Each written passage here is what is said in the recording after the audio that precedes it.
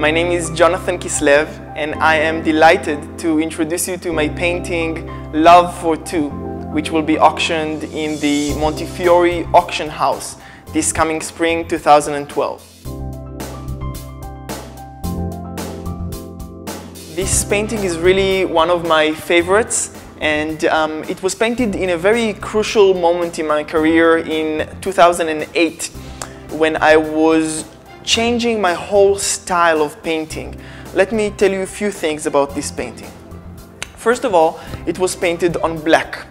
Just about a year earlier, I began to paint on black, and you can really see underneath everything the very prominent black layer of black. The thickness of the colors, the amazing impact that they create is simply due to the black underneath. So this was one of the earliest paintings with a black background. When I painted this painting, I painted it upside down. So the sky, which you can see now, was actually on the bottom, and the pomegranates were painted up here. And the reason I started to do it back then was in order to create this feeling of warpness, like things were a bit like Edvard Munch, a bit twisted. The fact that I painted it upside down is specifically, especially shown here in this chair, which you can see that the angle is just wrong. The angle of this Van Gogh style chair is just wrong, which is part of the magic and the beauty of this painting in a very naive style.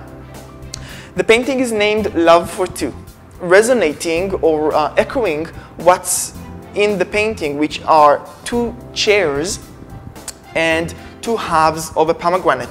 Together, they are one pomegranate. So it's Love for Two, and in many ways I invite the viewers to come and join this beautiful scenery and sit on these chairs.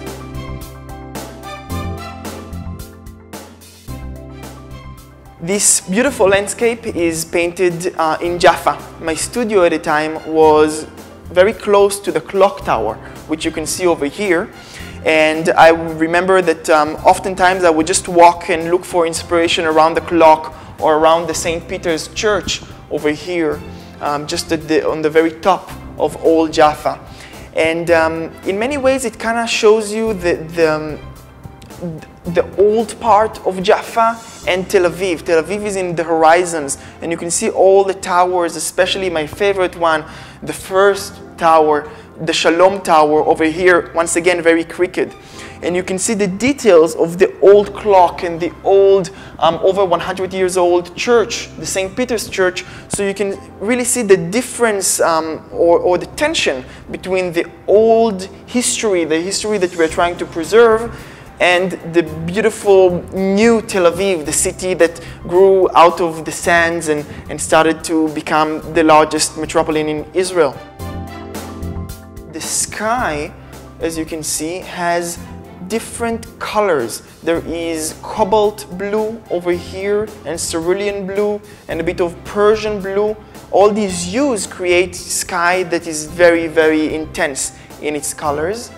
Another thing that changed since then is that I kind of tamed myself a little bit. Back then I felt very free with my signature and big, and I also signed both in Hebrew and in English. And the signature was with capital letters without my famous line over here.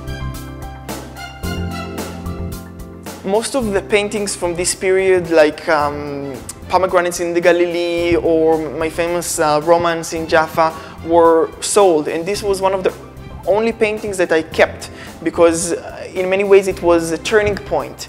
It was then that I discovered my very authentic gold line that you can see if you go underneath everything. If you go into the margins, into the outlines, you can see this very thin gold line.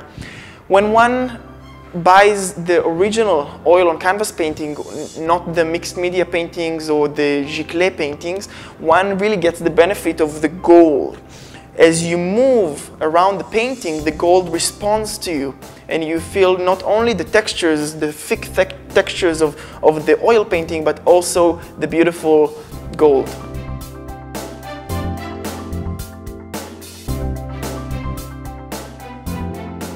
It is now in my studio in Jerusalem, and I'm really excited to see who is going to be the buyer of this painting in this coming auction. It's going to be my first auction in a large auction house in Israel, the Montefiore Auction House, and it's a big honor for me.